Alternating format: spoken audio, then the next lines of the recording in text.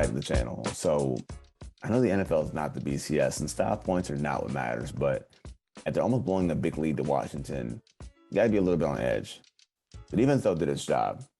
At the game back, Tank Lawrence and Randy Gregory, they were as good as advertised, if not more, topping Antonio Gibson, Taylor Heineke, holding Terry McLaurin to nothing on the stat sheet. Overall, great game by the defense. The offense, not so much. It's been about a month, but still the same problems. The run game's not effective.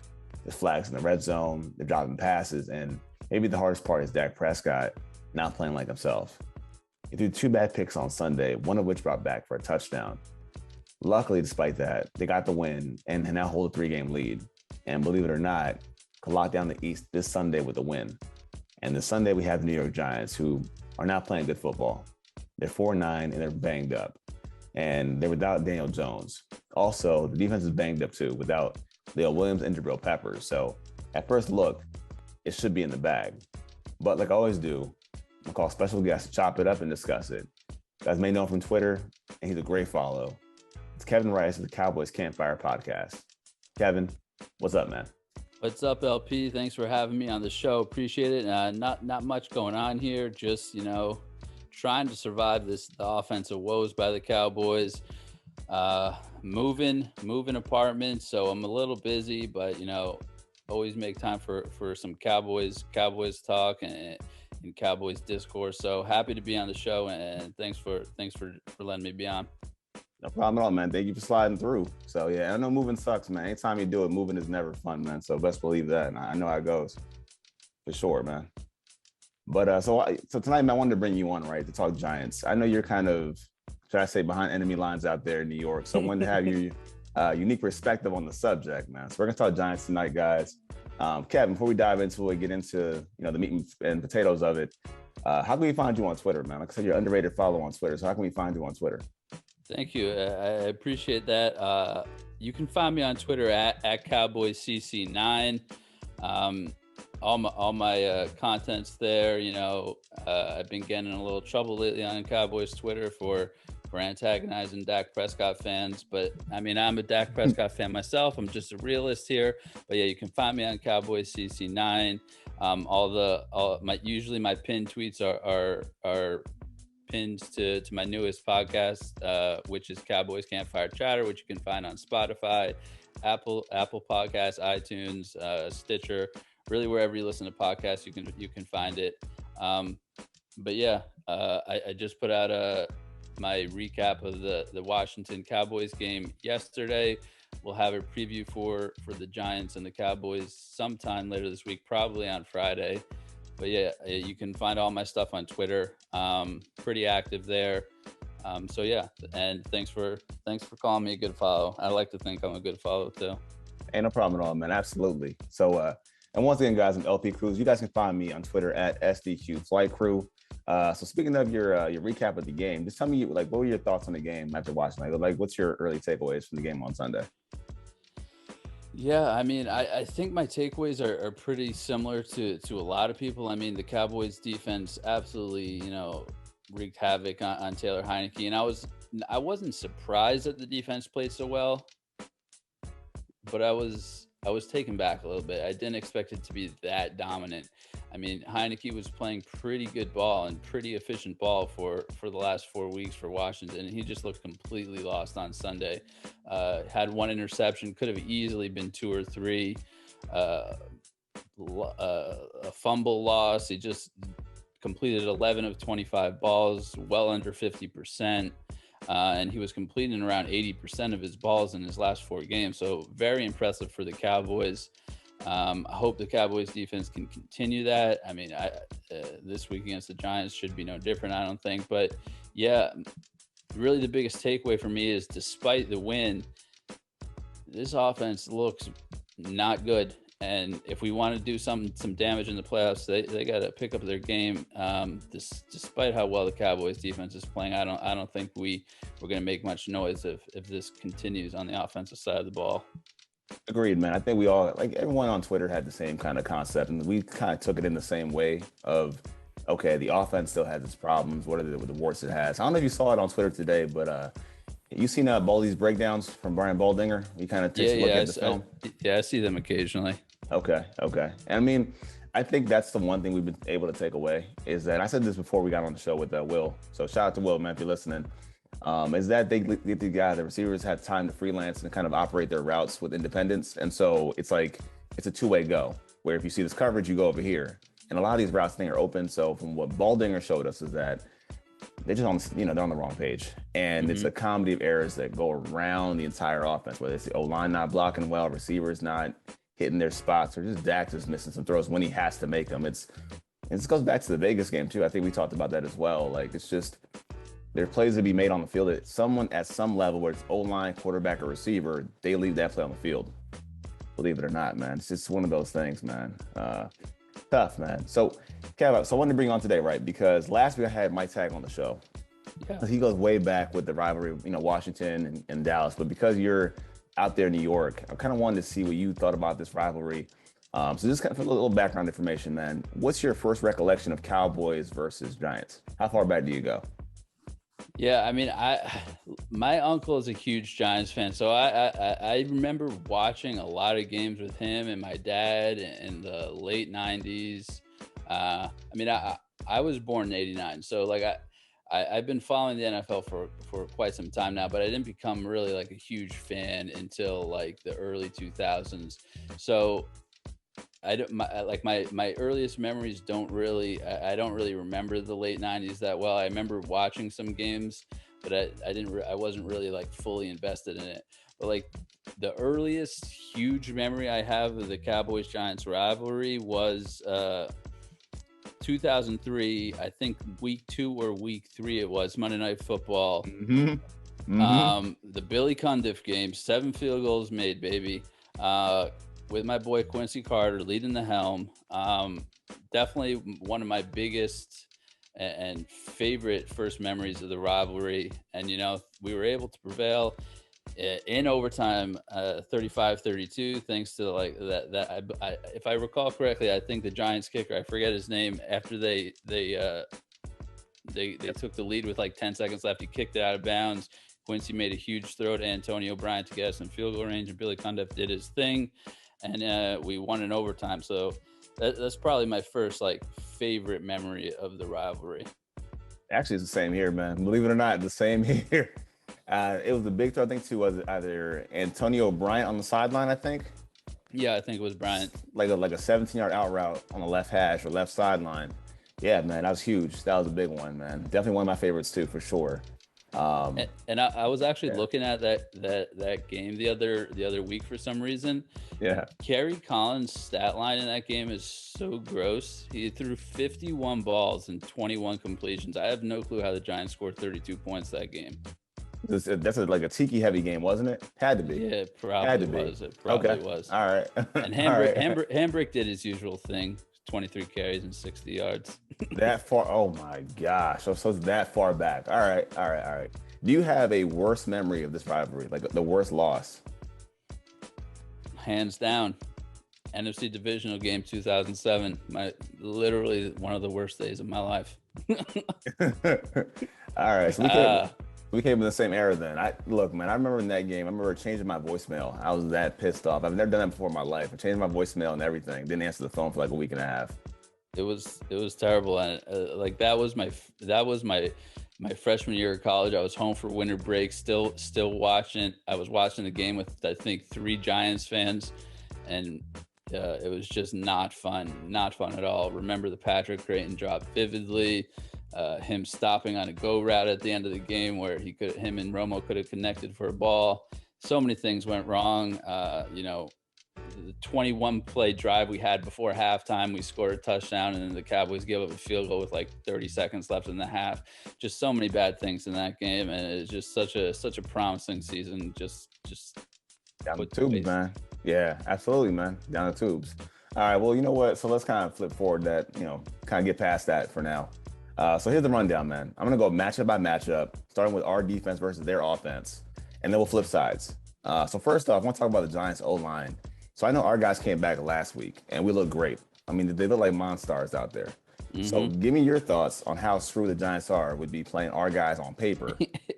So just how screwed are the Giants? How messed up are they going to be this week? Yeah, man, I don't see good things for the Giants. I don't know. I mean, their offensive line is not good. Cowboys fans are, up in arms about the Cowboys offensive line. I mean, we're blessed to have the offensive line we have compared to the Giants. Look at, they got Nate Solder being burned every which way. Will Hernandez not living up to expectations. Billy Price, their starting center, and the Bengals just got rid of him for nothing. I think he was a former first round pick. So yeah, I mean, but I will give the Giants credit a little bit. The left tackle, sophomore Andrew Thomas, I think that's his last name. He's playing pretty well. He's by far their best offensive lineman, but I just don't see how the Cowboys don't disrupt this game dramatically with their front four. Giants are one of the worst teams in the NFL in the pass block win rate, bottom 6-7 team in that. So yeah, it's gonna be brutal for Mike Glennon back there. I don't know if it's gonna be the same as Taylor Heineke last week, because I mean the first half last week against Washington was about as dominant as you can get. It's hard to replicate that, but yeah, it's gonna be tough sledding for the Giants for sure. I see the same way. Like you said, they seem to be outmatched, outclassed. There's no answer for this. And plus, you're throwing Micah Parsons in there. Yeah, exactly. Who's blocking that guy from the A gap or the C gap on the outside? Like, you have no shot to stop that guy. I mean, to me, on paper at least, it looks like a bloodbath waiting to happen. Mm-hmm. You said Mike Glennon playing quarterback, so that means there's less mobility there anyway. So, I mean, I think it's a wash, man. I think they're gonna get wiped out in pass pro. Run blocking, though, do you think they're able to run block against this front? I was actually very surprised last week that the Cowboys rush defense played as well as they did. Washington had, I'm not sure what their ranking is after last week. I imagine it went down, but before Sunday, I believe they were the third or fourth best team in run block win rate. And Antonio Gibson just had absolutely nowhere to go all day long. Perhaps because Neville Gallimore's back. Finally we had Gallimore, Gregory, DeMarcus Lawrence, and Parsons playing at the same time, first time all year. So I mean that definitely helped. But I was still surprised that our rush defense played that well. Also considering the fact that Washington had been feasting on the ground during their win streak. 2 games they rushed for 150 during that span. And I haven't been the hugest believer of the Cowboys rush defense this year. Most of their stats, I think, have been inflated at the first half of the year just because teams weren't running against them, because the Cowboys had such big leads the first half of the year. They didn't really have the opportunity to run the ball, but their yards per carry isn't necessarily amongst the best in the league. So, but with that said, the Giants offense line is garbage, both pass pro and run pro. So I don't expect them to be able to run the ball. Giants haven't been able to run the ball all year. One of the worst teams running the ball. They average less than 95 rushing yards per game. One of the worst in the NFL, bottom 5, I believe. And believe it or not, I think Daniel Jones is only about 100 yards behind their leading rusher on the season, which is not even Saquon Barkley. Despite not playing? Despite not playing. He has 300 yards rushing, I believe, and I think Devontae Booker has about 420. So you have to imagine if he had been playing the last 2 or 3 games, it would be a lot closer. So, I mean, the Giants they don't have – their offense is just so bad. They just have nothing going for them. I mean, as you said, I live in New York. It's just the amount of frustration that I hear on like local sports radio from the fans, and for some reason, like I get a lot of Giants stuff on my timeline, a lot of Yankee stuff and Knicks stuff, just because I live in New York, so I follow those people for some reason. But like, they're just fed up with this offense, and like, for good reason. I mean, they fired Jason Garrett, hasn't worked for them. This hasn't been better for them since the departure of Jason Garrett. It's just no good. They don't push the ball down the field at all. Last week, I think that they average like 4 yards Play. per completed pass attempt, which is not good at all. So yeah, I just don't. And Barkley, this is also a fun stat for you New York Giant haters. Last week was the first time all year Barkley averaged 4 yards per carry in a game. The first time all week. Granted, he missed some games this year. He still played in 10 games this year. That's just unacceptable. No matter how bad your offense line is. Wait. Does that include the Washington game? Because he had that one big run in the Washington game. So including the Washington game, that was the first game which he had 4 yards to carry. I'm almost 100% sure. Yes. Wow. I mean, yeah. So here's his little secret. So I actually follow other Giants creators on like YouTube and stuff. Because you know how people have this weird attraction to like car accidents. They just want to come see the wreckage. That's me too. So like I follow like certain Giants content creators on YouTube because I think it's hilarious when they lose and it's just funny. Makes me laugh. Exactly. But yeah, they are fed up with the offense, but they are particularly fed up with Saquon and Barkley. So I kind of shift over to the running backs, right? Now this is just my comfort level. I think between the two runners, between Booker and Barkley, I think Barkley is the more talented runner. I think the better runner, however, is Devontae Booker. So who do you prefer to see most of the snaps? As a Cowboys fan, from our perspective, who do you want to be playing in this game? Do you want it to be Barkley or do you want it to be Devontae Booker? Because I'm telling myself I want Barkley to play almost every snap in this game. I really do want to see it. Yeah. I mean, can you imagine asking this question 2 years ago? How disrespectful that would have been. But like, yeah, it's so true. But before I answer that question, I just actually looked it up. Saquon actually did average a little over 4 yards per carry in that Washington game, so I take it back. All right. So one game though. Yeah, exactly. Either way, I love making fun of Saquon Barkley so much, so I want to see him play the majority of the snaps. But as you said, Devontae Booker has been the better runner this year for the Giants. He's their leading rusher. He has more yards per carry per game per on average. He's been just as effective catching the ball out of the backfield as well. So there's really not much of a difference when they take out Barkley and put in Booker. But with that said, yeah, I would love to see Barkley for the majority of the snaps. He just so determined to get the home run ball every play. I don't really watch that many Giants games. I look at their highlights and stuff, but like I just don't think he's patient enough. I think he just doesn't follow his blocks as well as he can. I think he tries to get the home. I think he just tries to do too much by himself to the detriment of the team. And yeah, he's explosive and he can definitely pop the long one. He's done it before, but he's on a play-by-play basis. He's just a net negative for that team. There's no doubt about it. And the thing is, with everything you said about, like last week, right? You were caught off guard by the Cowboys' success in the run defense. I think this week it's even better because I look how the unit is playing together from the linebackers. I mean, even like last week with Leighton Vander Esch, that might have been his best game I've seen him play in a long time. Yeah. And I was worried about the Washington team because they run a lot to the outside, toss play, outside zone. So you have to get your linebackers downhill, going through trash and through blocks to make the tackle. Vander Esch played great. Now, like you said, with Barkley, who wants to, keep looking for the big play and searching for that big gap to hit. I think if he plays a lot, our linebackers are going to look great. So Leighton Vander Esch, the same thing. Plus, you get him on third down, and we haven't seen any memes this year, but Barkley cannot block on third down to save his life.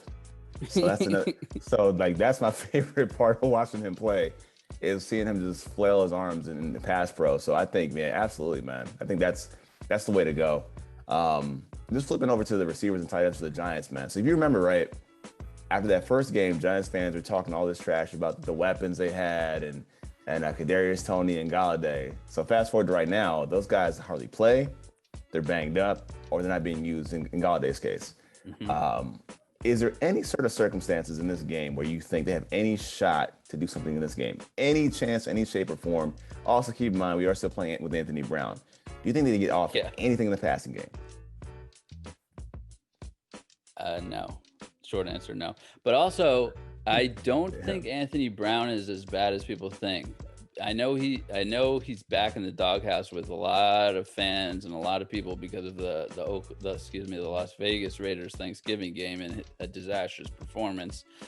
But to his defense, I think 2 of those 4 pass interference calls were bogus, especially the one in the end zone that led to a Raiders touchdown. But he's really only played 2 bad games this year. Opening night against the Buccaneers, where he was absolutely torched by Antonio Brown, and the Raiders game. Other than that, he's been pretty solid. At least I think so.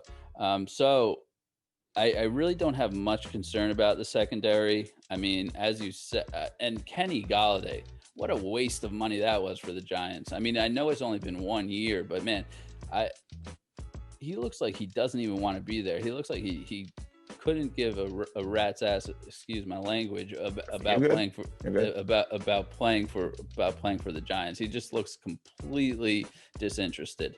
Well, he didn't at first, right? Because I think with him, he like waited out the contract, didn't he? He went out, he had the visit.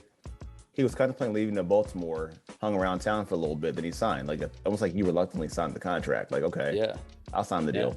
And I haven't seen like any energy from him, like besides for that week 2 game against Washington where him and Jason Garrett got into it on the sidelines. Like I feel like after that he's just like, yeah, whatever. But Sterling Shepard, like when he's healthy, he is a pretty good receiver. But the problem with the Giants this year is their receivers have just been, as you said, they've been missing games left and right. I mean, Golladay, that's been a problem with him his whole career. It's been a problem with Evan Ingram his whole career. But yeah, I feel very confident in Diggs and Brown and Jordan Lewis and Jaron Kearse covering up Ingram as a tight end. I just, like last week, Glennon threw for 180. 1/3 of those yards came on one play, a 60-yard completion to Kyle Rudolph. And you're not Kyle Rudolph, a 60-yard completion. Like, that's not going to happen again. It's a fluke. It's a fluke, exactly. So, yeah, I'm not scared of them at all. On paper, it looks like it could be a decent matchup because, like, Kenny Golladay is only 2 years removed from having 11 touchdowns on the season. He doesn't have one single touchdown this year. And he's like a huge guy. It's crazy to think that he doesn't have one touchdown. I mean, I know the Giants don't get to the red zone very much, or they're not very successful in the red zone. It's just still hard to believe that a talent like Golladay and a physical specimen like Golladay can't get into the end zone at one time this year. But yeah, I'm not very nervous, especially with Mike Glennon throwing the rock. Not very nervous at all. So I'm glad you said it. So Mike Glennon. All right. So by all indications, as we know, Jones is probably out for the year, I think. Because I've heard that he's not coming back, and it might be more serious than we think. Mm-hmm. Can you find any positives about Mike Glennon as a quarterback? Anything at all? Anything? Like, give me anything you can say nice about him. Well, if we were going based on physical appearances, he would be going to the Hall of Fame because he rivals Peyton Manning with neck and forehead length. So if that was an indication for how good a quarterback was, man, he'd be lighting the world on fire. But fortunately, that's not how the game's played. He in his 2 starts since Daniel Jones has been, since he's been injured, he has yet to complete more than 53% of his balls. I know it's only 2 games, but that's just not very good. And the Cowboys are familiar with Mike Glennon. Look, he replaced Daniel Jones in our Week 5 stomping of the Giants, and he threw 2 picks, 1 pick 6 against us. So there's nothing. Anthony Brown, right? Yeah, exactly, Anthony Brown. Yeah, I forgot about that. So yeah, there's absolutely nothing to be concerned about with Mike Glennon. He's a statue in the pocket. But hey, maybe every dog has their day, so maybe this could be his day, but I just don't think it will be. Yeah, I mean, I looked at this guy, and I tried to watch the game last week too. I went back to try to watch the Chargers game, and I know we give Dak a lot of flack, and we'll talk about Dak later on. But talk about decision making. This guy doesn't have it, man. For a veteran backup, his decision making sucks. He's not mobile. Like, I think you're going to play a bad quarterback on Sunday. And whether or not it's Daniel Jones or not, I mean, it's still going to be exponentially worse because it's Mike Glennon. But still, man, I'm like, there's no threat or fear there whatsoever, man. But that being said, though, right? How do you approach this game? Do you play them more in a man or more in a zone? Because I feel like if you play zone, you let your guys get there and you won't take any chances in the back end. So how do you kind of approach that if you're Dan Quinn? I personally would come out playing a decent amount of man coverage. Just be super aggressive. I mean, last week, Galladay was the leading target receiver on the Giants with 8. And he was, I think, 4th in the NFL in worst separation rate per target or per route in the league last week. And Sterling Shepard and Evan Ingram, they didn't have enough targets to qualify for that stat. But if they were to qualify, the Giants would have had 3 of the worst 6 separation percentage for a wide receiver or tight end in the league last week. So per target though, like or per route ran, just so I understand the stat. Yeah, let me see. I had it written down somewhere, and I did lose it, but I will find it in 1 second. It's all good. So you're saying is if I run a route, I'm getting the least separation at this route. So I run a curl route, I'm getting like, well, not curl, but like a dig route or a slant. I get like this much separation versus guys getting like 3 or 4 yards, pretty much. Yeah, I think it was per target that he had the least amount of separation. And what's worse is that Galladay was afforded the 7.7 yards of cushion, which was the 8th most among qualified receivers. So he had one of the worst separation rates, but he had one of the most cushions starting off the play in the NFL. So not good. These receivers for the Giants are Cowboys talking about the Cowboys receivers not separating well. This Giants team's on a whole new level when it comes to that. And I think if we can, especially the way we're getting to the quarterback, like just pressure Mike Glennon, get to him real quick, just press these wide receivers, make Glennon make quick decisions, bad decisions, and we've been over this. He doesn't make good decisions. And, zone, obviously, I'm sure it will work as well, but it gives Mike Glennon easier throws to make. And I'm sure after the Cowboys get a substantial lead, which I'm sure they will at one point, maybe we can move to that. But I think coming to start this game, I want to be super aggressive and see if Mike Glennon can beat us with aggressive man coverage, and see if these receivers can do anything to separate from our defensive backs. And recent history shows that they can't do that. You're not leaving much to the imagination, man. Sounds like this defense got them strapped down. I hope so. I mean, the Giants' offense is just so bad. It's just so bad. They're averaging 11 points per game over their last 4 games. It's just they're doing absolutely nothing on offense.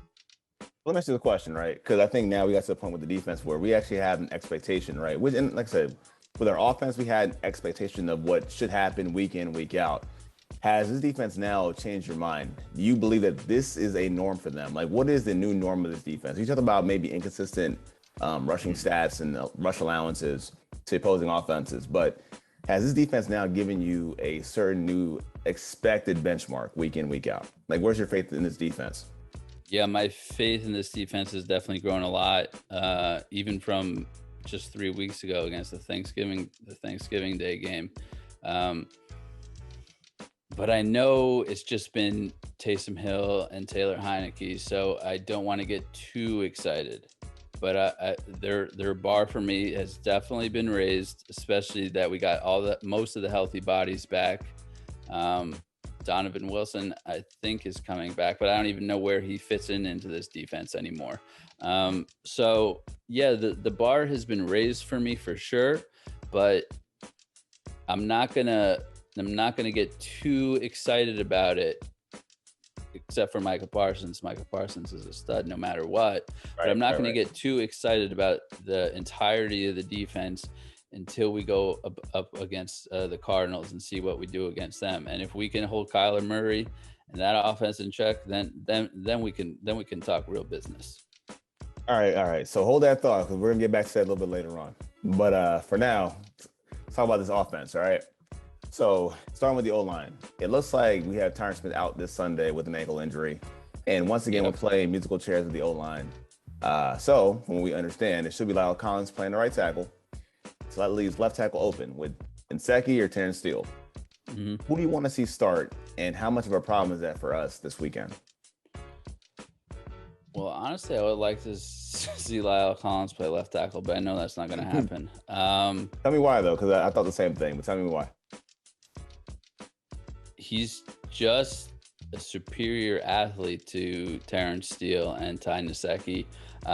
Better footwork, he's quicker, and I'm pretty sure he played. I know it doesn't really matter that much now. He's been in the NFL for a while, but he has left tackle experience, I believe, at LSU.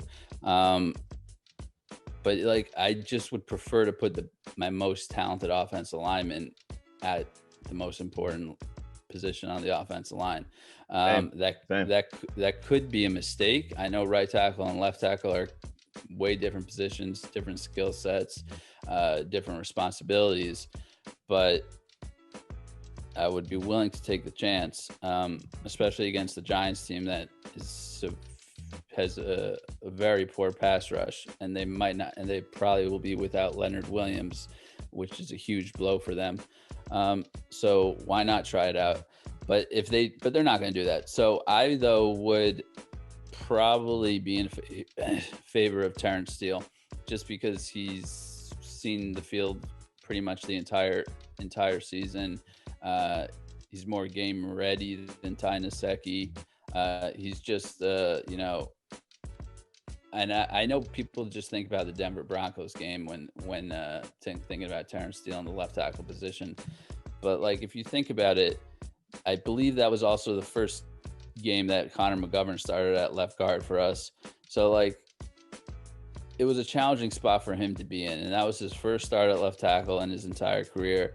And combine that with the fact that he's playing aside someone he's never played before in his life, in Conor Mcgovern, it was a tough ask for him. And the Broncos defense is pretty good, and he's since played left tackle, and he's improved slightly.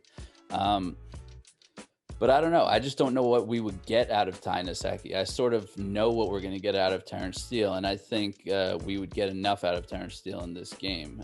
We don't need him to be a world beater like Tyron Smith, but I think he would suffice. And I just don't want to take the risk on Ty Nsekhe. Granted, he could be better, but I just think Terrence Steele has proven to the Cowboys coaching staff that he's deserving of the chance. I think they're both a wash, man. I mean, I would have been on board with saying, hey, get your best five out there, but that means you got to move so many guys around. Because if I move, and again, the ideal thought for me was, hey, why don't you just move Zach Martin out the right tackle? Move him to right tackle, then you have both Connor starting at guard, then you have Collins at left tackle. But like you said, it's not how the NFL works. It's not just like this. It's not Madden. We can't just make that happen overnight. But that's kind of been my problem now. If you have to go this route of nobody moves except Nsekhe or Steele to come into the game, then yeah, I'm with Terrence Steele. Am I comfortable about it? No, but again, like you said, it's the opponent. We're playing the Giants, right? So the only guy to worry about would be Azeez Ojulari, who they can handle. You can handle that guy. Xavier Zimenez is out, or he might be playing. Even if he was, what's the fear there? Like, they don't have enough guys to make you nervous. Lorenzo Carter, et cetera, et cetera. It's not enough guys to make you sweat. So I'm not really bugged out about that. I do believe that Leonard Williams is out for the year too. So it's like, you gotta worry about the one gap guy in Dexter Lawrence. Other than that, you're free and clear. So it's not really fear for me with this game, but the coming weeks, because I think you play Washington next week. Then you got the Eagles, Arizona. Those teams can actually rush the passer. So it's and I think a large part of the struggles have been with the offensive line too, man. I think that's been part of the problem. Is these guys is really getting worked. Even McGovern, man, like McGovern's been getting pushed around a lot. And the stuff that I've seen in the cut-ups, he's getting washed down, man. Yeah, I saw one clip of Jonathan Allen absolutely owning him last week. But I mean, Jonathan Allen's a very good player. The one thing about Conor McGovern, though, is he's actually been very poor in pass blocking. I was seeing some tweets from John Owning. He since week 10, McGovern has the third highest percentage of negatively graded run blocks in the entire NFL, minimum 100 snaps. So, I mean, is it time to think about putting Connor Williams back in at left guard? I don't know. I would probably do it because, I mean, our run blocking can't get any worse than it is. Our offense. Both though, right? So it's like food poisoning. So he's puking on himself while shitting himself at the same time. It's coming out both sides. You can't pass block, can't run block. The thing is, man, let me ask you this question, right? Do you think that this line, I don't know if it's a Philbin thing or a McCarthy thing or Kellen Moore thing, they've been very political about a lot of different spots on this offense as far as who gets playing time, who sits, who plays. Running back's another one. We'll talk about that in a second. But what exactly is the purpose of doing all this? Even with Lyle Collins, like making him sit and earn his job back from Terrence Steele, what is the point in doing so? I don't get it, man. Why? I don't get it either. I really don't. I'm with you. It doesn't make any sense to me. The whole Lyle Collins saga this year was absolutely baffling to me. I mean, the second that he got off of suspension, he should have been back starting at right tackle. It's just a little baffling how they've handled this offensive line situation. I mean, on Thanksgiving, they were substituting offensive linemen in different series. Like you're not going to win football games that way. It's just crazy. It's just crazy. They need to figure something out. I mean, the thing with them is luckily they're a superior talent from a defensive standpoint. Because if it's not for these ideal superstar players kind of stepping in when they have to, they wouldn't be 9-4. Of course They wouldn't be. So they're fortunate like that. But again, why he's still tinkering with crap this late in the season? To serve what purpose? I don't think I would understand it. And it's weird because depending on who you talk to and what position you look at, it's like you're trying to suppress Lyle Collins, but you won't do that for Ezekiel Elliott when Tony Pollard was trying to get these opportunities in different ways. Mm-hmm. But I'll kind of close that on the O-line for a second. Just talking about the running backs, right? So I actually think Zeke looked healthier last week. I thought he looked pretty good. I thought the holes at times, not all the time, but some of the cutback lanes were there last week. And they said that maybe Pollard might play this week or try to give it a go. How would you divvy up the snaps this week if Pollard can play? That's a good question. I would probably have it pretty similar to what it was last week. I mean, Corey Clement outrushed Zeke Elliott last week by 1 carry, actually. So not in yardage though. In carries, not yards though. Or doesn't matter. It's equally bad, right? I'm just asking. I mean, I think he actually had 1 more yard than Zeke and on one more carry. But yeah, if Tony Pollard does in fact come back, which I don't think he will, honestly, I think it would be wise for the Cowboys to rest him as long as possible and save him till he's really healthy. Same thing with Tyron Smith. I really don't want them rushing him back. I would be fine with him not playing until the playoffs, honestly. But I digress. If Tony Pollard does come back, I would love to see like a 60-40 split, Zeke and Tony. But we'll see. Tony's out. And people get all upset with me when I say Tony is the more electric runner. But that's just like, I don't know how you could debate that. Like Zeke, I know he's been injured and hobbled for a long time now, but as you said, I think I agree with you. I think he did look a little bit healthier last week. He showed a little bit of burst, but I mean, Zeke's not taking that Tony Pollard outside run 51 yards to the house against the Saints. He's just not doing it. Tony Pollard, just more dynamic, gives us a chance at a bigger plays than Zeke. I hate to say it, but yeah. And people then come to me and just defend it. Look, I have no problem with Zeke, but when the best thing you can say about Zeke is that he's a really good pass blocker. I mean, I'm sorry, that's a huge problem. And you know what though? I think when you watch other guys play, the other facets of their game do get highlighted. So with Zeke, I'll give him his kudos, his props. I mean, you can pass block. That's a tough thing to do in the NFL. Look at Saquon Barkley. Speaking of the other facets of playing running back, look at Antonio Gibson, who can't hold on to the ball. That's true. Those things are problematic in other running backs. So yeah, I mean, running the ball is a big part of it, and being effective is a big part of it. But with Zeke, even in this game, I mean, I want Zeke to play a lot this game because you have to get this passing game back on track, and the way to do it is protect Dak Prescott with a kind of subpar offensive line at the moment anyway. It makes the most sense. Now, people that give you flack for Zeke Elliott, they can't be honest and say, okay, well, Zeke's not Tony Pollard. He's not. But I put that back on Kellen Moore. Like I said last week, these carries and these plays and the outside runs, the screens, even the slant, like you'll motion Zeke out, have him run a slant. For what? That's not his area. Like that's not what he does well. Now, when you have things like I'm gonna line up CeeDee Lamb in the backfield and have Zeke lead block, hey, give me that all day. Like give me that stuff all day long. Like, and again, I know even like you were saying, that's not what you pay $90 million for. I understand it, but hey, look, the ink is dry. We can't recoup that money anyway. So it doesn't really matter. It's like I've already paid you. So I'll live with it.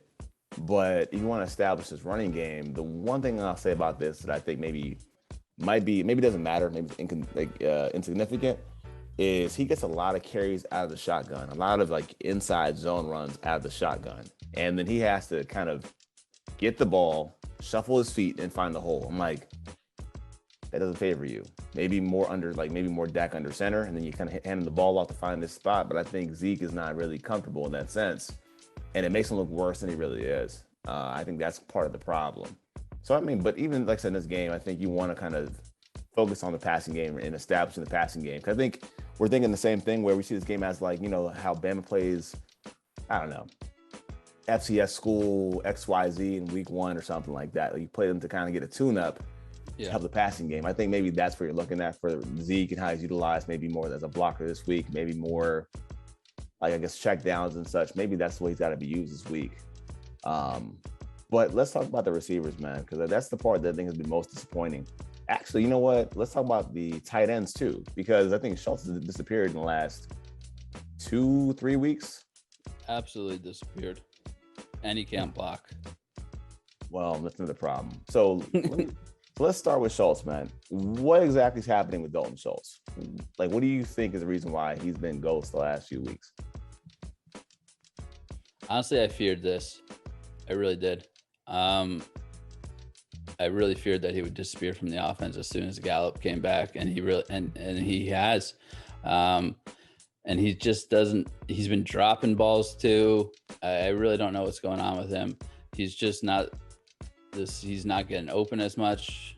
And a lot of people that pick six that Dak threw late in the game that was intended for Dalton Schultz. I don't know if Dalton Schultz was supposed to keep running on that route, but he stopped, and he stopped right behind the linebacker. And Dak should have seen Cole Holcomb, but if Schultz kept running, we would have had a completion. But if Dak threw it 2 seconds earlier, 1 second earlier, Schultz was wide open in the middle of the field. But yeah, Schultz is he's disappearing from this offense, and it's sad to see, because this offense was humming when Schultz was like a third down king. We were getting him in the flats sometimes, working him over the middle of the field, and it's just been invisible. And a lot of that probably has to do with Kellen Moore. I just don't like Kellen Moore's game strategies the last few weeks. Too many screens on third down. He's not working the middle of the field as much as he did earlier in the season. He's a lot of outside the numbers and short of the sticks throws, which is a little bothersome to me, and it's very frustrating. Tell me, okay, so if I'm being revisionist, let me know. But it seems like with Schultz, what's been different is that, and you have the numbers to probably prove this, but I feel like his depth of target, I mean, how far is he getting down the field? Since Gallup came back, the depth of his targets have become closer to the line of scrimmage. And it seems like when he catches the ball, there's like two bodies on his back all the time. Because before, I felt like he was getting down the seam a lot more, getting some of these plays over the middle. That's dead. So maybe with these three guys all back together, someone occupying the middle. So it's like, okay, CD, you got the seams. We're going to work the seams of CD Lamb. And so Schultz kind of is like the odd man out, where he's been almost phased out in a way, whether it's because it's schematics, maybe he's not demanding that kind of like targets or that kind of attention from anybody, including the coaching staff. it just seems like they've let him vanish, and that's kind of taken away some of these higher percentage throws too down the scene for Dak Prescott with the mismatches that they might have. So that's kind of my thought on that one too. And then with the receivers, like talking about the breakdown with Baldinger again, is that these guys are dropping a lot of passes, man. The receivers are dropping a lot of passes, man. And it seems like they've been given the autonomy on how they want to set up their stems and routes to break them off, and they're just missing. Like they're not reading the coverage as well. Everything's kind of like contested tightly too. Like they're trusting a lot of slants to Michael Gallup, hitting them right in the hands, dropping them right in the chest, dropping them, or he's not getting separation either. If your numbers tell me otherwise, by all means, let me know. But it just seems like that's not the case, where they're really not making these contested catches as much as they have been in the past. No, I agree with you. Way too many drops by the wide receivers. Even CeeDee Lamb's been dropping some balls. And I don't know the exact numbers, but yeah, the Cowboys receivers are one of the worst in the league in separation rate, which I find just preposterous. Like the receivers that we have, I don't know how that's possible. I really don't. It just makes no sense to me. Amari Cooper is one of the best route runners in the game. CeeDee Lamb is so electric. So I don't know how it is. But Gallup, honestly, I don't really recall him ever getting that great of separation throughout his career. He's just usually been good at making those contested catches, and he's sort of failing at that right now. But I do think a lot of that has to do with the play calling. I mean, there's virtually no motion at the snap for the Cowboys, which makes it harder for the receivers to create separation. I mean, if Kellen Moore utilized that would just free up so many things, and it would make the receivers' jobs that much easier. So I don't know why he's so hesitant to do that, but the Cowboys are one of the lowest motion at the snap percentage in the NFL. So Kellen really should adapt and try to make things easier on his receivers. But we'll see if he does. But right now it's just ugly. And Kellen's obsessed with those third down screens, even though, we have Dalton Schultz blocking in the open field, not doing his job. They're even dropping wide receiver screens. CD dropped one on Sunday that probably would have been a first down. So yeah, we'll see. Just the whole offense is not doing their job. And as you said, it looks like there's some miscommunications, with the receivers. A lot of the times I see like Gallup and CeeDee Lamb within 2 or 3 yards of each other. Even on one of those first down catches by Gallup last Sunday, CeeDee Lamb was like 3 yards in front of him. That third down catch Gallup had on the sideline. So it's a little befuddling. I'm not sure what's going on, but you've got to look to Kellen Moore there and the play calling it and the schemes that he's running. That's the only solution that I have. I think, like you said, you hit it. It's Kellen Moore. It's Kellen Moore and how he's scheming these guys up to get open. And I don't know what it is either. Like, so I was online. I saw a tweet by Jeff Kavanaugh. He was saying that the screens aren't bad calls.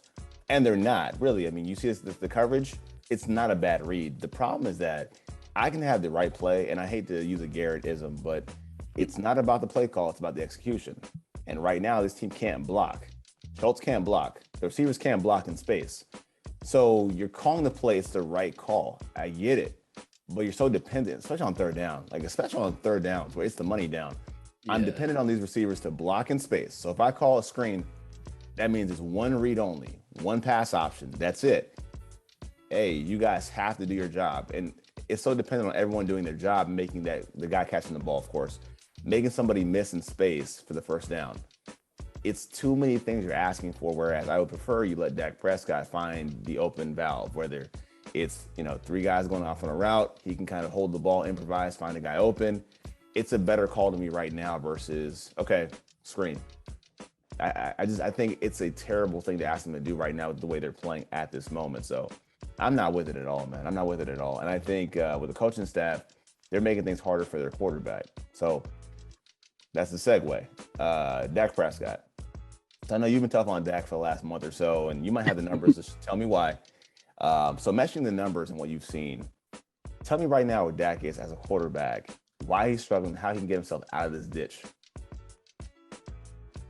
Yeah. So Dak is, listen, I sort of was like on Dak's back a few weeks ago even before the Saints game, before last week's game, when it sort of became,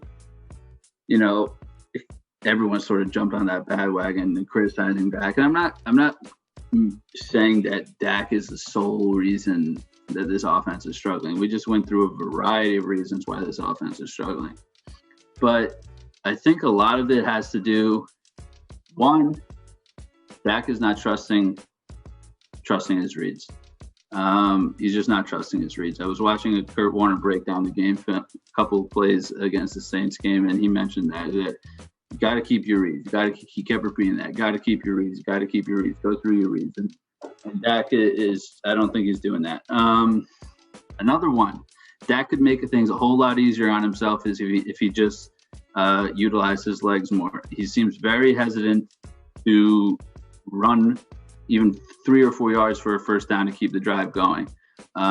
Even on first downs, he could, set up the possession and make it a more manageable third down or a second down by getting 3 or 4 yards on a first down scramble instead of an incomplete pass into tight coverage. And then another reason I think he's struggling is, look, when Vic Fangio, after that Week 9 game against the Cowboys, said that he just gave the NFL the blueprint, I sort of laughed in his face, and as did everyone. But look, before that game, teams were blitzing Dak Prescott a lot, and he was succeeding. But since that game, there's only been a few times where the Dak's been blitzed more than, I want to say, 20% of plays. And the first 6 games of the season, let's just go through it a little bit. First week, he was blitzed 56% of the time. Against Carolina, he was blitzed 63% of the time. Against the New York Giants, he was blitzed 40% of the time. Against New England, 31% of the time. And he absolutely sliced them up, no doubt about it. I was all about that Dak MVP chanting in the first half of the season. But since then, teams are not blitzing him as much, and they're relying on the zone coverage and people backing coverage to stop the offense. And this season, versus zone coverage, Dak has 4 touchdowns, 7 interceptions with a passer rating of 90.8. Compare that to man coverage. He has 15 touchdowns, 1 interception, 116.5 passer rating. Now, I'm not going to say that's the whole reason why he's struggling, that teams are not blitzing him as much. And as I look at those stats don't seem to be updated, actually, because that only accounts for 8 interceptions, and I think he has 10 on the year. But either way, it's not good. So teams are playing Dak a little bit differently. There's no doubt about it. I mean, against the Raiders on Thanksgiving, they blitzed him less than 5% of the time. And I know Dak probably had his best statistical game since he came back from injury in that game. Yeah. But if you go back and watch that game, he really didn't do that much until the fourth quarter started. Pretty sure he had 200 plus passing yards in the fourth quarter. I mean, the first 3 quarters of that game, he produced 13 offensive points. If it wasn't for Tony Pollard returning that kick, that game would have not gone into overtime. It could have gone out of hand in the fourth quarter, honestly. So could I, if I could, right? So I have to play devil's advocate here. Yeah. For a second, okay? So when we're talking about zone coverages, and I'm playing zone coverages, that means I'm also dependent on the receivers to find the soft spots in the zone as well, right? That's true. So if I'm seeing plenty of zone, and again, let me just be clear about this too for a second, because when it comes to Dak Prescott, let's be honest, it's hard for people to critique Dak Prescott. If you're within the Cowboys community, and you're a guy like me, or a guy like you, who have a podcast, or as a creator, it's hard to kind of come at the guy who we've defended for so long. You know what I'm saying? Like, we've had to defend Dak Prescott against people who just didn't like him, didn't think he was good, thought he was terrible, thought he wasn't worth the money, et cetera, et cetera, et cetera. So now that he's playing not as well, we have to try to be objective and tell the truth, to which I know you're getting heat for it, just being honest. Me not so much, but hey, I might be likable. Who knows? But But in this case, when it comes to Dak Prescott, if you're saying that teams are having success against the playing zone, and zone is dependent upon guys seeing the exact same thing, because case in point, in that Washington game, right, when they broke down what happened with the what should have been a corner route to Amari Cooper, that Dak threw to an open spot, no one got there. From my eyes, I thought I saw cover 2. I have the corner in the flat, the safety is kind of coming over the top a little bit, so you had that void in the cover 2.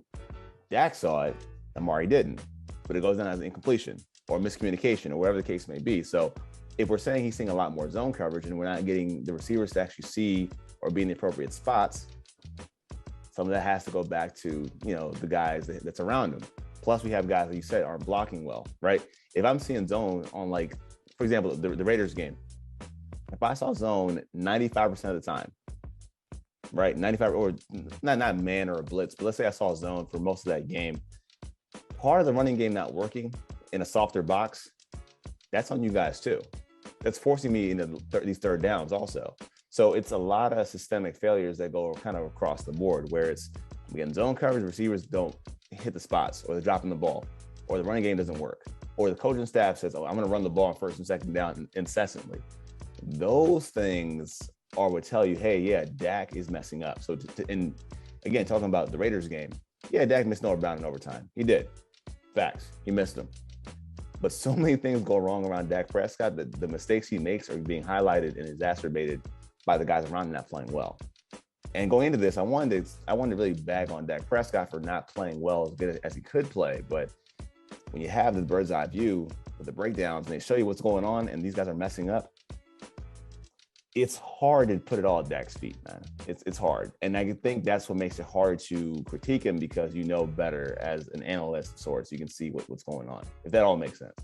No, that makes perfect sense. And I completely agree with you. I'm by no means putting it all on Dak Prescott. I am by no means doing that. I am aware and acknowledge that the whole offense is just in a funk right now. That's just the facts. But the fact of the matter is, Dak Prescott is the quarterback of the Dallas Cowboys, and people get so upset that the national media just is hammering home on Dak more so than any other quarterback. But that comes with the territory of being the Cowboys quarterback and playing for the Cowboys. Like when Dak's playing really well, the media is all over him as well, and opposing fan bases are nauseated from it. So it goes both ways. Like, when he's playing really good, the whole world's going to know about it. And when he's playing really bad, the whole world's going to know about it. So it's a double-edged sword. Yeah. I mean, I agree. And I think so I didn't know we're about the same age. I didn't know that. So we've been saying this for years now, even back going to Romo, right? And it seems like certain fans, at least fans around my age bracket, they hate when the national media praises the Cowboys for doing well. They hate it. And they hate when McCarthy makes out proclamations that they're going to win the game. They hate that too. So look, like you said, however you slice it, however you cut it and look at it, it doesn't matter. Like, they have to go win these games no matter what happens. And I get it's hard to blame the quarterback for everything, but you can be objective about him. That's not a big deal. I do think, though, that he can go into this game, dominate this game. As if not this game, give him an indoor stadium playing Washington next week, and I think he destroys them. I think he really puts it on them next week. Once he's at home in a normal setting, I think he kills them, absolutely kills them. I know I'm projecting somewhat, so which is actually a good thing. So I have a couple questions for you in the big picture. Yeah. So my first big picture question is, Arizona now sans DeAndre Hopkins. Is this the last big measuring stick game for them during this season? This is like the big last test they have before we wrap to the playoffs. 100%. So 100% the last big test they have. All other games for the Cowboys, honestly, it's lose-lose for them. If they win, they should have won the game. If they lost, it's going to be an absolute storm for the media. They're going to have a field day if the Cowboys lose any of these remaining divisional games, because they shouldn't lose those games. They're way more talented than the rest of the NFC East, and they should just coast through those games, honestly. So yeah, the Arizona Cardinals are 100% the measuring stick game for the Cowboys going into the playoffs. Even though they did just lose DeAndre Hopkins. It's going to be interesting to see how the Cowboys defense handles Kyler Murray. It's going to be interesting to see how Dak Prescott handles the Cardinals defense, which is pretty good. We're talking about the Cowboys defense pretty good, but the Cardinals have a good defense in their own right. Their drop back EPA on the defensive side of the ball, they rank number 2 in drop back EPA.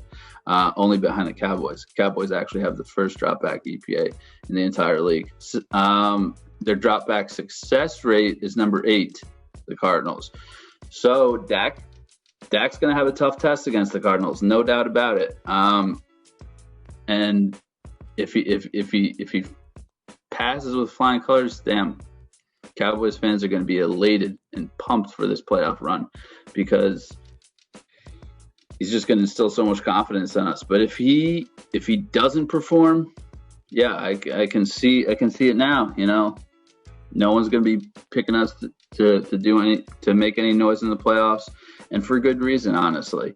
Dak needs to regain his form before the playoffs. Like, even if he dominates one of the divisional games and he absolutely falls flat on his face against the Cardinals, it's going to be a problem.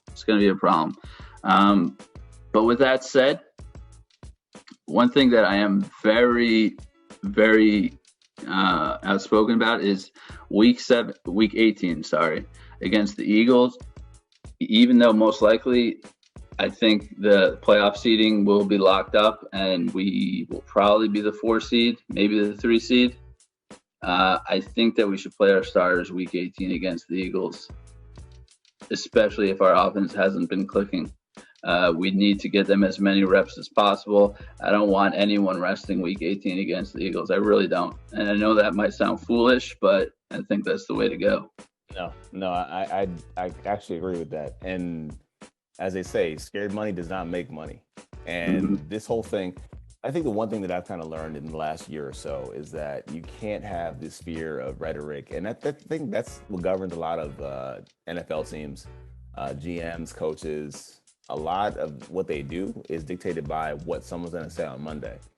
Like, I mean, you're in New York, right? Like, I think you are in the epicenter of sports media. Entertainment, period, is based in Manhattan, NYC, et cetera, et cetera. And you know, like, these outlets, it's Francesca, right, in New York for the Giants. They mess something up and everyone knows about it. It's picked up, it's hot news, et cetera, especially with the Cowboys. Over the last year, man, I've buried my priors when it comes to those kind of things. You cannot be afraid of winning. Even when the Cowboys lose ugly, you don't apologize for how you win. You win the game. It's that simple. So even no matter what happens, like you said, if it comes down to it, I do believe that the bye is still on the table. I think that it is. I really do. Because if you find yourself in a 3-way tie, by virtue of the conference record, the bye is yours. True. Now, we're talking about maybe Tampa losing, I think, because Tampa is, I haven't checked. Tampa is 1 game up, or we're tied with Tampa? No, Tampa's 10-3. So 1 game up. So they're 1 game up. I know Green Bay plays this week, and they play Lamar Jackson if he's healthy enough to play. I won't put that past the Ravens at home. I won't pick against the Ravens at home. I don't know what could happen, but again, you can find yourself in a spot where we're all tied in some kind of capacity. It's possible, right? It's possible, yeah. Now, like you said, if they go to week 18 and, I mean, look at Philly. Philly's not dead yet either. Philly's still playing for a spot also. Yeah, for sure. Yeah, I don't play afraid, man. I don't play afraid. You can't protect your players from themselves. You can't do it. And like you said, they're sputtering. What are you going to do, sit? You can't. You can't. You have to work through these things. They have to work through either these snaps, these reps, these issues, these technical scenarios. I agree 100%. They have to play these games to win, because you never know. And that's just the new NFL, man. There's no bye week for 2 teams anymore. You got to do it. You got to do it. Now, because I mentioned the bye, kind of let's just say that they get it, right? Or just looking at this team from this perspective. For them to make a deep playoff run, is having a bye a prerequisite for them? Do they must have a bye in order to make a deep playoff run, in your mind? No, I don't think so. I really don't. I think that really look, the NFC is going to be a tough playoff run. There's the top tier teams in the NFC are really, really good.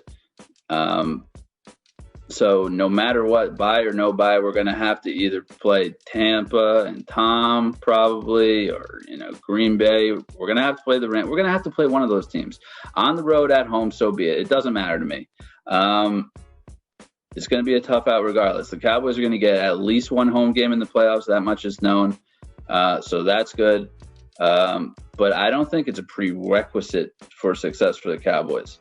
Now, if they do get the bye, though, that probably means that Dak Prescott and the offense starts picking up some slack, and that would instill way more confidence in me than having the number one seed. Look, if the Cowboys win out and don't get the number one seed, that means the Buccaneers and the Packers probably won out as well, which is unfortunate.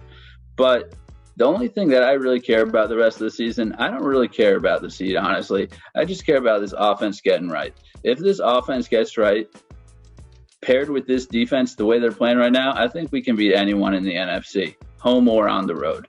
So if other teams don't do what we need them to do and lose the game, that's out of our hands. But the only thing we can control is our offense. And if that offense gets clicking, man, this team is going to be a scary out in the playoffs. So I don't think it's a prerequisite at all. I think Dak and the offense just needs to figure it out. And they can win wherever. I think so. I know earlier on, I forget who I had on. I think I was talking to Tad Prescott, and we talked about the offense and the potential of the offense. Because when we talked, it was right after New England, and they played, I think, maybe their best game of the season on offense. Yeah. And I said at some point, the Cowboys offense, and how they're perceived, right? Because I think a lot of this stuff is really perception as to, the buys and who you play and matchups. And I think talking to Cowboys fans, they have this fear of two things. One, that they don't deserve good things. They don't deserve to have, even talk, make proclamations or talk with their chest out and talk about winning championships. And the second part is they still fear the quarterbacks that have been in power for so long, right? Like the Bradys and Rodgers and stuff like that. There's no ducking anybody. There's no ducking anybody in the playoffs. There really isn't. They've built, if you want to be honest about it, the Cowboys have built so much equity in their defense and in what their offense could be if clicking that at some point, like I told Tad, I said, fear is respect. If the Cowboys can garner fear in other teams, whether we're having to play in Dallas, having to play on the road in comfortable confines, say Tampa, for example, as they played them in week 1, then all of a sudden you look at the team and say, hey, they can win anywhere they want. But I think that's all pertinent upon, one, Zeke's health, and the running game, especially the guards, man, especially the Connors, whoever they are, and the Biotiches too of the world, and having a healthy Tyron Smith, they have to play better in the running game. And I think for them is they need to have, that's why I say I want that bye, but they need to be healthy on the offensive line and at running back to make that run.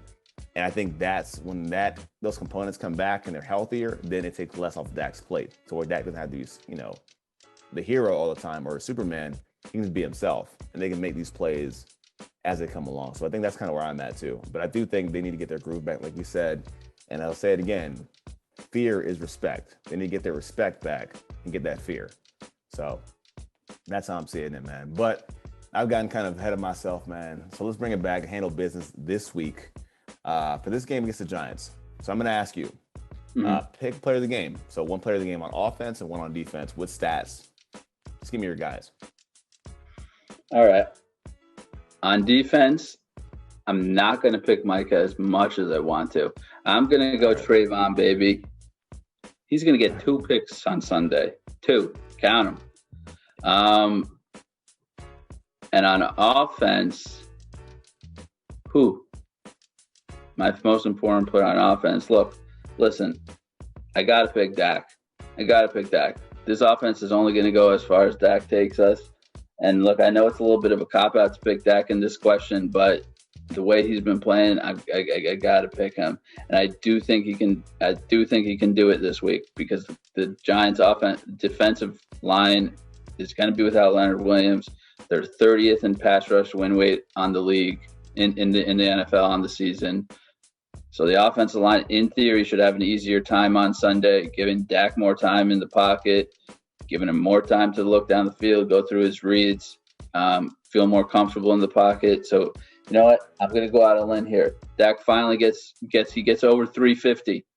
Gets over 350, 2 scores, and 1 running touchdown. Dak's doing it. So, you know what? I have him on my fantasy team. I would love to have that, and I need that. Can you give me a weather report for Sunday? How's the weather? I don't look at the weather, honestly, but All right. but today I can tell you it's mid-50s, pretty nice day. I imagine it will be similar situations on Sunday. All right. So I will not take Micah Parsons either. I won't take Trayvon Diggs. I will take Randy Gregory. I think that guy playing against Nate Solder is I mean, that's just time to eat, man. That's feast time.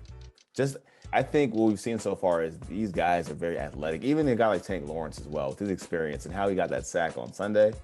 He's actually a pretty agile guy himself. So I think the athleticism of these guys against Matt Pert and Nate Solder, give me Gregory for 2 sacks. Maybe another forced fumble, probably. I'll take one of those 2. Offense, I'm going to go with Amari Cooper. I think Amari Cooper has got to be a guy you focus on. You said it yourself. He's one of the best route runners in football. I don't think they're playing Adoree Jackson this week. I think it's just Bradbury. So watching James Bradbury, his problem is he doesn't have, I don't think, anymore the same long speed to keep up with guys like this, like CeeDee Lamb, even Michael Gallup as well. But I think you have to start featuring Amari Cooper. He's your most consistent, reliable guy that can get separation through man coverage no matter what time, in my opinion. Anytime, every time. So I got to see some more from Amari Cooper. Also on my fantasy team. But either here nor there. So I'm saying Amari, I'm saying 7 catches, 80 yards, and 1 score. So yeah, I'm going with that. And then Kevin, I'll let you pick, but give me a score for this game. All right. So I said Dak was going to account for 3 total touchdowns, so that's at least 21 points. I'm going to go 30 for the Cowboys. Somehow they get 9 extra points. Maybe they go for 2 on one of those touchdowns. So I'm going to go 30. And then the real surprise is defense holding the Giants to less than – actually, it's not a surprise.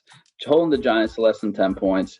Give them 7. They're going to score 1 touchdown late in the game, probably around the 3rd quarter. 30-7 Cowboys. They cover the spread. I know that sounds quite optimistic the way the Cowboys offense has been playing, but man, maybe a defensive touchdown's in the works too. Who knows? The way this defense has been playing 2 games in a row with a defensive touchdown, give it to me. 30-7. Say it loud, say it proud. All right, man. So I'm going to go 34-17 because it's always garbage time. It happens. So that's true. Yeah, so I'll give them garbage time. So I got 34-17. I think it's going to be they're going to be up big though. Big. And one stat also that I saw, the Giants do not score before the half. They not score 59-0 within the first 2 minutes or closing minutes of the first half. So they don't score any points going into the half. So if it's one of those games where we defer the kick, we score before the half, come on, the second half, score again. I think it snowballs on that team. They're really bad, and I haven't talked about this at all, man, but they are really poorly coached. Like horribly, very poorly coached. It's funny, and I know we're coming up on time, but it's funny how when we started this season, people thought about the Giants and their organization, the coach, the personnel, all that stuff, man, has gone to shambles. All of it. And it's funny because I forgot to mention this earlier, but you remember back in the summer where guys were retiring and quitting and Benjamin walking out. Those things were funny because, and even like him having the players run laps, like those things. Who was the Cowboys' former offensive lineman that just bailed on them? I'm forgetting his name at the moment. Joe Looney retired to come back. Yeah, to Joe Looney. Do like commercials for sleepwear. Like now he's like a pajama model or something with the Cowboys. Like that's. But it's funny because when all this stuff happened with that team, I just remember this stuff happening. And like one of my close friends is a Giants fan, so I was giving like tons of crap. And for some reason, I tell him things that are going to happen. He never wants to believe them until they happen to the Giants. Case in point, told him about Joe Judge. Didn't want to believe it. Garrett sucks. Didn't want to believe it. I said, okay, fine. We'll wait and see until it actually happened. But it's funny because even when Benjamin wigged out and said, I'm quitting, this guy is a clown, he doesn't know what he's talking about, and then the players ran laps, the coaches, it's funny how things change so much. And just months ago, we were talking about the best coaches in our division, or, like in the NFL. And I remember a poll that went on Twitter, and they said, oh yeah, the third best coach in the NFC East is Mike McCarthy. So everyone wanted to talk about, Ron Rivera, Joe Judge, because of what? I don't know, rhetoric and feel good stories or whatever the case is, and stuff like that. And it's funny that our coach can guarantee a win, give you a win, and beat his chest and be right about it. So it's funny how these things are. And I do believe in our coaching staff because of things like that, like these small nuances make a difference to me, at least, in how they operate and what they do with their players week in, week out. So it's just funny to kind of notice that. But yeah, man, it's crazy. It's crazy, man. It's a great time to be a Cowboys fan, honestly. If you're signing up to the NFC East, it's a great time to be a Cowboys fan. So enjoy the ride, guys. If you're listening out there, enjoy the ride. I know I joined this ride with my guy, Kevin. Kevin, though, before we get out of here, man, how can we find you again on Twitter and the podcast? Yeah, you can find me on Twitter always at CowboysCC9. Always on Twitter. While I should be working, I'm on Twitter. While I should be sleeping, I'm on Twitter. So hit me up there. I'll always respond. If you want to be on the show, Cowboys Campfire Chatter, send a direct message to me. I will respond. More than happy to have you on the show. Even if you're not a Cowboys fan, you want to get on the show. If we're playing your team that week, hit me up. I'll get back to you. I'll get you on the show. And as I said earlier, you can find me on iTunes, Spotify, Stitcher, Apple Podcasts. You could also find me. Started writing for InsideTheStar.com, so you could find me some of my articles there.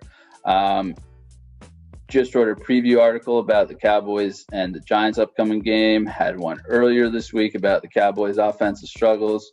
So you can always find me there at InsideTheStar.com as well. But yeah, that's where I am, and always happy to interact with anyone. All right, guys, you heard the man. Follow him on Twitter, man. Great underrated following and calls it like it is. But Kevin, once again, man, thanks for coming on. I appreciate it. Cowboys Nation appreciates it. And guys, again, if you love the content, hit that like, hit that sub button for more vids just like this one. So for our special guest, Mr. Kevin Rice, I'm LP Cruz. And thanks for watching, guys. As always, Cowboys up. Peace.